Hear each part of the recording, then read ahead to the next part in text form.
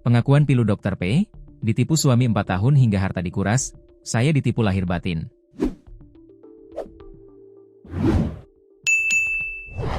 Pengakuan pilu Dr. P, 37, selama 4 tahun pernikahan baru menyadari bahwa dirinya ditipu sang suami. Ia merasa ditipu lahir dan batin. Pria yang dia nikahi sejak 2022 itu rupanya memalsukan identitas. Mengaku lajang tetapi pada kenyataannya telah memiliki istri dan 2 anak.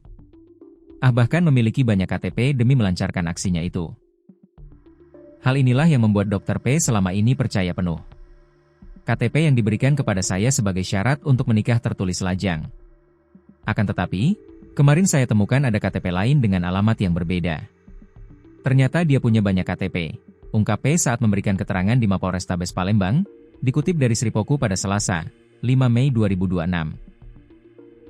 P semakin terpukul setelah mengetahui bahwa suaminya bukan hanya memalsukan status di dokumen, melainkan juga telah memiliki istri dan anak sebelum mereka menikah. Saat menikah dengan saya, statusnya ternyata sudah punya istri dan 1 anak. Hingga kini diketahui anaknya sudah 2 orang. Saya merasa ditipu secara lahir dan batin selama 4 tahun ini, tegasnya.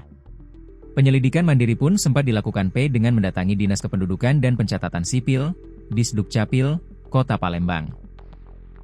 Hasilnya, data yang digunakan saat meminangnya terbukti tidak sinkron dengan data asli yang tercatat. Tak hanya luka batin, P juga harus menelan pil pahit berupa kerugian material yang sangat besar.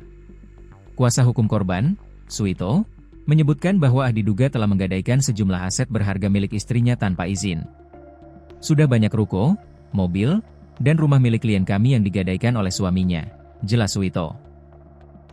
Lebih lanjut, Suito menaksir total kerugian kliennya mencapai lebih dari 1 miliar rupiah. Uang hasil gadai tersebut diduga mengalir untuk kepentingan pribadi dan membiayai keluarga pertamanya, termasuk pembelian tanah dan mobil baru.